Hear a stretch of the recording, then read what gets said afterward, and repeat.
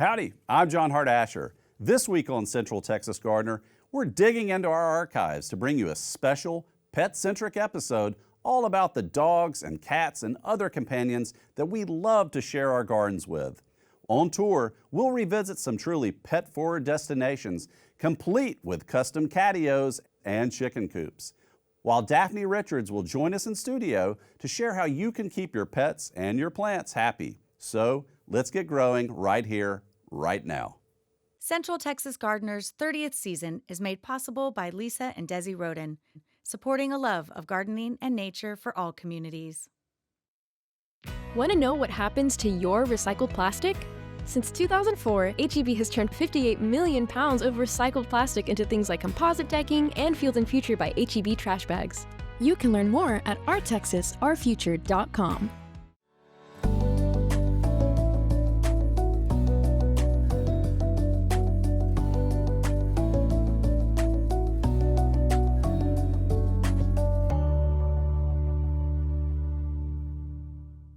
Over the course of CTG's now 30 seasons, we've encountered scores of gardeners who love their pets as much as their plants. So today, we're taking time to look back on some who really stand out, beginning with Brianna Miriani, who went above and beyond for the feral cats she took off the street and into her home. When Brianna Mariani and Mark Beekler settled into an elderly East Austin bungalow, they put their backs and creativity into its restoration. The most recent thing we've done is build a catio because we've got all these inside cats. We've got 5 inside cats. 4 of them came from the street and were just not quite street smart. So we got them fixed and brought them in. And I just felt bad that they couldn't go outside anymore, but we didn't want to let them out. Brianna and Mark have always adopted abandoned, mistreated dogs. The cats came with the neighborhood. There were a lot of unfixed feral cats. Probably 15 at one time that I set about fixing, and the Humane Society has a really good program for that, thank goodness. There were just so many cats, and you see like in the neighborhood there's groups that on different blocks that look the same, that you know all came from the same family. I found homes for about 7. They were also fixing up the small front yard. Giving it geometric diversity broadened its visual scope. Mark offset the rectangular yard and chain-link fence with curving beds and narrow strips of palisade zoysia. To echo the lines of the fence and house, they laid straightforward flagstone pathways. Their raised bed design brings together both contours. Graduated levels of old bricks, given a paintbrush facelift, frame shapes of all kinds. Rotund golden barrel cactus and leaf-clustered agaves join flowering perennials. Even edibles get a spot in repurposed galvanized buckets. They tucked in foundling trinkets and rusty-hued small boulders. Rather than hedge out the neighbors, fence beds alternate screening plants with breezy views. Food and water attract an active wildlife population. They made the backyard pet-friendly. And things just kind of evolved around the animals, it seemed like more and more. The dogs would play and hit any shrubs that we put on along the side. They'd just take them out. They're 70-pound dogs, and they'd just take them out. So we got the watering troughs and put plants in there. We built the guest house in back, and we do Airbnb sometimes, and we have other family members, some who may be older, and we decided to divide the yard in half in back so that the dogs could be kept out of the back area. And that kind of started this whole thing. The grass didn't grow in back anymore because of the shade and the dogs. So we just decided to mulch half of it where the dogs played most of the time, and then the back half we just did gravel because it's shady back there too. It's kind of a bonus back there too because one, it's easy, we can get the leaf blower out just to clean it off, so it's kind of low maintenance. Also, we found that Jack, the long-haired dog, does not like baths, and we found that it's not so much the bath, it's being restrained that he doesn't like. So we have to, during the bath, we have to let him go several times, and then he'll just run off and kind of shake, and then he'll come back to us when we call him, and we'll continue with the bath. But if we lock him in the gravel part, when we let him go, he sometimes will roll around on the ground, but it's the gravel, so he's not like rolling in the mud as he would be doing in the grass. The mulch part has its, part for them to play, and, it's softer, and then the back part also good for bathing. Then they built the catio to let their feral cat rescues enjoy the outdoors. We decided to make it match our back gate and our fence. It's still kind of evolving. There's a lot of stuff we've learned about it, but it's good. They like it. There was a small learning curve of a couple weeks. They all kind of acted like we were going to put them back out on the street, which we weren't. But now they just go in and out constantly. We realized that you have to put the shelves and you have to stack them so they're like a ladder. You can't just, they have to be able to go from one shelf, jump to the other shelf, jump to another shelf to get to the highest shelf. She advises to research cat doors. You're putting it into your wall, so it's going to be there a while. Or your door. We got one for the wall. I didn't want something that's going to fall apart and we're going to have to open up our wall again. But I know it's got like a metal interior. The flap is really thick too. And it's got maybe they're all like this, but it works really well. And it's got 2 magnets. When the cats go out, it hits those magnets again. And in the heat of the summer, we just keep thinking, oh, the air conditioning's going out. But there's a thick plastic door, and it seems to work really well. Our house is about 3 feet up with the piers, so we had to build a little platform and then build a ramp down from that. So it ended up, there's a little dog house kind of design back there by chance, and I put a little dog bed under there. So they do use that. Sometimes it's cooler in the summer, and sometimes some will be like way up on top. We did put grass in the bottom. It's like the only grass in the backyard. It's struggling a little bit. I think it might not be getting enough sun, but I'm going to see if I can make it go rather than put artificial down there. But they go down there and roll in the grass. Everything I do, I have to see if it's toxic, because they're going to chew on it. Whether it be just a little toxic or a lot. But years ago, I had a cat get hold of a calancho leaf, and those mother of millions or whatever that are all around here, and we brought it in for the winter, not knowing it was super toxic, and he just got one leaf and chewed on it, carried it around, played with it, and I had to feed him through a tube in his throat for about 2 months. It was horrible. In their garden, home, and neighborhood, Brianna and Mark want to make a positive impact. The Humane Society has a free spay and neuter for feral cats, which is just an amazing program, because I'll go in there, you drop them off between like 6 and 8 a.m., and they'll have like 80 cats sometimes. They do it 2 and 3 times a week. And in one session, they'll have that many cats. And I just think, what if people weren't doing this? Bringing these cats in and trapping them, what would it be like? It's still a problem. It's a huge problem. It's kind of amazing. There's a lot of people behind the scenes doing a lot of stuff. If you live in Austin or unincorporated Travis County and would like to take advantage of the free spay and neuter services Brianna mentioned, you can simply drop your community cat off at Austin Animal Services between 11 and 5, Monday through Friday. No appointment is required. But cats aren't the only animals that make great garden companions, as Julie Nelson and Kay Angerman showed us back in 2022 when we visited them at the Southwest Austin property they dubbed Katy Bird Farm. When we first walked onto the property, we started designing it at that moment, but we had to back into it, literally, our bodies, because we had to chainsaw a path so we could actually pull the truck into the property. First of all, we had to locate all of the oak trees. We have 26 oaks. So we cleared it all out, figured out where we were going to, build the house and all. This was over the course of a year. And then all of a sudden, the Blackfoot daisies started showing up, and some the blue native bonnets, yucca. We have the yuccas the everywhere. four nerve daisies, and some grasses. And we were like, oh my gosh. Once we lifted that canopy, it was like everything woke up. Yeah. We love birds, and we want to make sure that we have a lot of habitat for them. Mm-hmm. So some of it was native, some of it we've enhanced. All of those cedars, that's protection for for the chickens because it's less room for hawks Predators or to come owls in. for predators to swoop in. Everything was done in such an organic way. Julie and I never drew a plan out or, had a plant list that we wanted. I built all the raised bed gardens, and we have to raise bed our vegetables because it's so rocky out here. Right. We tried hay bale the first season, and that was okay, but then we realized we actually needed a different solution.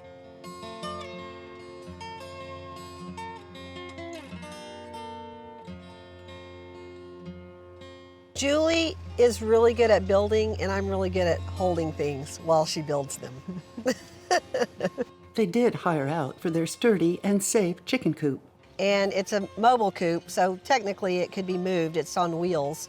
I actually brought it in on my little John Deere Gator UTV. And then we've kind of just, made it our own thing, We attached we have an old dog kennel, and we attached that to it and then created a little more fencing. space. So they can free range some, but we can have them in a protected area at times as well. We completely close them up at night, so they are completely protected. The happy hens are watched over by Our Lady of Guadalupe, rendered by graffiti stencil and mural artist Federico Archuletto, known as El Federico to his many fans.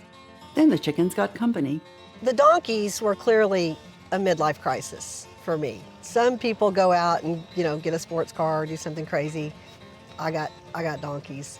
It was just something that, We'd always wanted. that I'd always wanted, and we wanted to have a little hobby farm. One feature honors a resident roadrunner who adopted them from day one. She followed me around yesterday, and sometimes I would come out and she would literally follow me all around the property. It was crazy. She's Katie Bird. And we're Katie Bird Farm. Julie and Kay recently relocated to Santa Fe, but don't worry, their donkeys have been happily rehomed to a nearby ranchette, and their chickens have been taken in by a local master gardener. Their property's new owners have even elected to keep the Katie Bird name intact. Just up the road a ways from Katie Bird Farm, you'll find the Patricics, a Southwest Austin family who found the key to keeping snakes away through some four-legged friends of their own. This area was a backfill for a lot of the houses that were built long ago, so there's a lot of rock back there, and we thought it would be the coolest thing for a little boy. But guess who else likes rock? Snakes. So I thought, okay, what could we have back there that could handle the heat? And we can't have dogs outside all day long. It's too hot for them, but goats are desert animals, and snakes don't like that foot traffic stampering in the yard. So we got the goats for several reasons. Obviously I love goats, but I also thought they could keep snakes at bay. They love, trapezing through the yard and balancing themselves. It's so cute. Well, they don't like rain, so basically this house is a bridge. So where the lot falls off, there's this playroom just is the cover. So the house just continues. So there's a huge area under there that's totally covered and sheltered. We had to do all that terracing because they excavated back, and then we realized when it rained it wasn't going to stay there, and it wasn't any real thing we could do about it. So we just decided to do very simple, steel terracing and try to put plants down there that the goats can't or won't eat, which is actually really tricky. They eat almost everything that you want and almost nothing that you don't want. And they eat even mini cactus and type plants that are thorny, they can eat. And most importantly, the kids and the adults, everyone loves the goats. They bring branches. They know that they can come to our yard anytime they want, and basically treat it as a playscape or a place to enjoy and relax, since we do not have a playground in this neighborhood. On Halloween night, we watched the cameras. Yeah. We weren't in this neighborhood. We were trick-or-treating elsewhere. And we watched the cameras, kids going back to see the goats. Yeah, it was really great. awesome. This year, people trick-or-treated in the daylight so they could all come back here and see the goats. Yeah. Cleo and Shay's goats, Archimedes and Copernicus, both recently celebrated their 9th birthdays. And as Cleo told us back in 2022, their neighborhood didn't come with a playground. So she and Shay have actually since taken it upon themselves to add one to their property and open it up to the community. If you're a longtime viewer of CTG, you're no doubt well familiar with Daphne Richards, who has happily been answering your viewer questions in our Down to Earth segment for 17 years now. Here she is answering a canine-connected question back in 2011. Hello and welcome to Down to Earth. I'm Daphne Richards. We've been getting some great questions from our viewers, and this one's no different, so keep them coming. This one's from Jean, and she wants to know if you can use doggy doo in your compost pile. This is a great question. You want to think about carnivores versus herbivores when you're thinking about using manure in your compost pile. Dogs are carnivores, so you don't want to use their manure in your compost pile. They do eat meat, and they can have some diseases that don't get composted because as a home composter, your compost doesn't get quite hot enough to kill those diseases. We are joined now by Daphne. She, of course, is no stranger to the studio, as you've just seen, but we are excited to have her today as a guest in her own right. Daphne, welcome. Oh, thanks, John. It's so great to be here at the same time as you. I know this is really special because we've never been in the same studio at the same time, right? Yes, that's true. Wonderful. That, yes. Yes. Well, let's go at it here because I know there's a lot of people want to know a lot of stuff. But let's talk a little bit about your history. You joined CTG 17 years ago. It's insane to think it's been that long. It just seems like yesterday that I landed back into town after being out west for quite some time, starting my career in El Paso as an extension agent, and then coming back home to Austin. Was so excited to be here and just happy to be on the show. That's wonderful. Yeah. So how did you tell us a little bit more about how you got that sort of connection? Well, you know, Extension, the Texas A&M AgriLife Extension Service, has always been so blessed to be a part of this show. Mm-hmm. From early days, from Ted Fisher, who was 2 agents ago, to my great friend and friend of the show, Skip Richter. Yes. They were both on the show from early days, and so when they both moved on in their careers and I came and took Skip's place in the Extension office, it was just natural for me to take over in the hot seat here on the show, and so it was great. It was a little challenging in early days for me to kind of get my sea legs. You know, I'd done some live stuff out in the field in El Paso and had my own radio show, but very different to be in a studio with a great team supporting you and the teleprompters and all the fancy equipment that comes with that. And it's just been a great experience. Wonderful. Well, let's talk about that. I mean, 17 years. You know, when the show first started, gardening was a bit different than it is now. So I'd like to ask you, what are some of the big changes or challenges that you see now? What's that big difference? When I first arrived, it seemed like everyone was planting desert plants. So high desert and low desert, neither of which can be appropriate. They can be appropriate for here, but neither of which are always appropriate for here. And then as we started to really notice, or the community started to notice that, yes, the climate was changing, but it was very much a roller coaster. So some years we would have extreme rain, and some years we would have none, so we called drought to deluge. Then people started to adjust once they lost those desert plants, which are so beautiful, and I loved them so much, and I fell into that same category. I brought some of my favorite plants from the high desert, Chihuahuan desert, with me and put them in my landscape, and very promptly lost them. When we had a year with too much rain, and especially a winter rain. Yeah. So that changed, and people are kind of now adjusting back to native plants and getting back to our own Central Texas native plant roots, and I think that's been a great change. We've always been a community that's very focused on sustainability in our gardens, and that's not changed. I think that's only gotten heightened. Also, balcony gardening. You know, we have so many people moving to Austin that are young and maybe don't have a home and a big garden to grow in, but having a patio, even just one tomato on your patio or on your balcony in one container. Patio gardening has come up quite a bit as well. That's wonderful. What's interesting about the xeric gardening, a challenge that I've seen about that too, is that because we do tend to get rain too, they can tend to be hard to maintain because it's not necessarily going to be that so sparse with the rock and so clean. It really starts to make some challenges in that as well. Yes, I think this year's a good example. We've got a lot of weed growth. We've had so much rain this spring. And when we get that spring growth, everything grows out of its bounds. And maybe when you planted it, you thought it was going to stay nice and small or not get so wiry, and then it gets big and everything's very crowded. And then just recently in my garden, I was out there needing to do some cleanup, and everything had grown so much and was so close to the ground that a snake came out from there. And so we kind of have to be careful with that too. Well, cool. Well, this theme of this show really is about pet-centric gardens.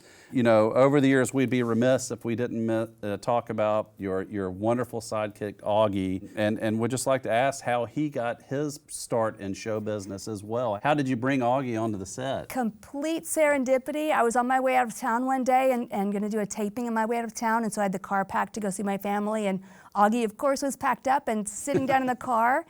Parked car, and when I told Linda Mishberta, the producer of this show, longtime producer, that he was down there, she said, well, go and get him. So not only did we go and get him, but she put him on my lap for that episode, and it was all downhill from there. So everything changed. You know, he got his own fan base, and after that, if he didn't appear, everyone wanted to know why, what was wrong, where was he, and often when I travel, I would have to take him to what I lovingly call Camp Pawpaw. He goes to stay with my dad, and so when he's at Camp Pawpaw and not on the show, Linda would get email asking where he was, but that's how it happened, just kind of by accident. Wow, that's amazing. I know that I am a big Augie fan, Yes. and really enjoyed seeing him, and I just figured he was off doing another show because he was so professional that he probably was doing the big leagues. Yes, that would be much better, wouldn't it? Yes.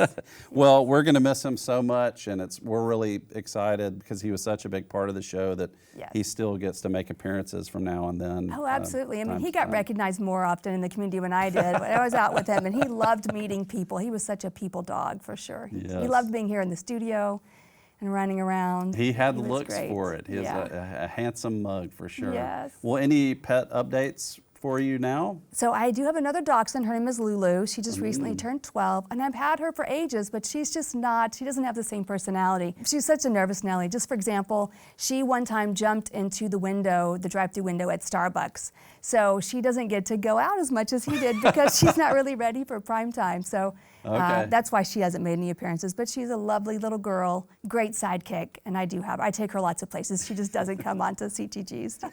Well, as we're talking about gardening and pets, what do you think are some of the biggest challenges for folks who want to have a garden and might have a pet or a couple of pets? You know, I think especially with the larger dogs is having a place for them to run and play. A lot of people want to get rid of their lawns or their turf grass and save on water, which is a great environmentally conscious thing to do. But if you have a small amount of space, or if you have a dog, or if you have children, having a lawn is really great for them to have some space to run around, and then being able to maintain that. So we, of course, then would get a lot of questions about urine spots on the grass, and those just grow themselves out. It's just that urine is very high nitrogen, and it just burns, the same way a fertilizer would burn if you used it in too concentrated a dose. And so we get a lot of questions about that. And then cats and digging around in garden beds, kind of keeping that in check. You know, those instincts in animals, it's hard to curb their instincts, but especially with something like a cat digging around in a garden bed. And then I guess mostly we get questions about poisonous plants and safety of plants in the garden, which there really isn't too much that you could plant that would be poisonous for a pet that they would be then tempted to eat. Generally, they know well enough to stay away from something that's poisonous, in my experience. And so, but there's a lot of rewards, right, to have a garden for your pets? There's nothing cuter than seeing your pet laying out in the grass, enjoying the sunshine, or just sitting by your flowers and getting photos of that. We got lots of photos over the years of people's pets in their gardens, and there's nothing I like to see more than people with their pets out in their gardens. That's probably the best criticism that you can get of your garden design, right, is if your pet's loving life. Yes, for sure. Well, Daphne, you are the best at answering questions, I'd have to say. And so we're actually going to throw it back to you, Daphne, with another clip, this one from 2019, where you fielded a feline gardening question from one of our viewers. Our question comes from Evelyn Myler, who, like many gardeners, wants to know if she can plant vegetables in a bed that cats have used as a litter box. Well, Evelyn, I'm so glad you asked, because the short answer is no. Unfortunately, pet waste can transmit toxic diseases if it comes into physical contact with the plant part that we plan to eat. And it takes pet waste a long time to decompose in the soil. And in the case of cats, we have to be extra careful of coming into contact with the waste ourselves due to the potential to contract toxoplasmosis. Good hygiene practices such as wearing gloves can greatly reduce the risk when we interact with soil containing pet waste. But it's best to just avoid the possibility altogether and limit contaminated areas to your yard to ornamental rather than edible plants.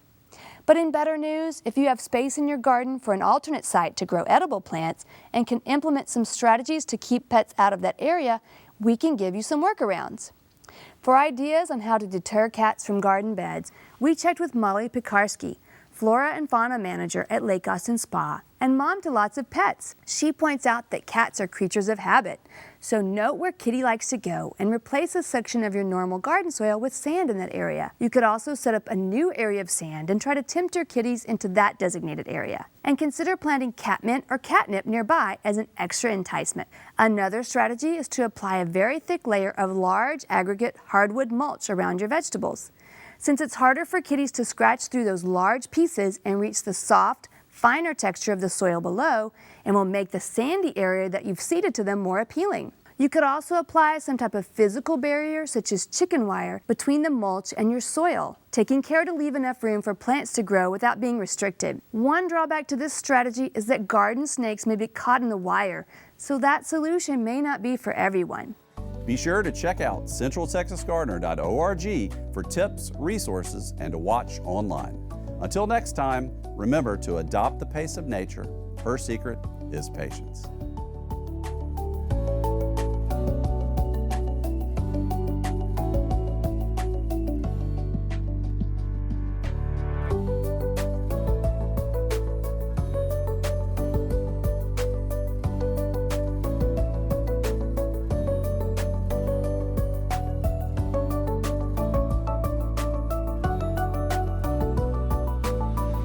Central Texas Gardener's 30th season is made possible by Lisa and Desi Roden, supporting a love of gardening and nature for all communities. Want to know what happens to your recycled plastic? Since 2004, HEB has turned 58 million pounds of recycled plastic into things like composite decking and Field & Future by HEB trash bags. You can learn more at ourtexasourfuture.com.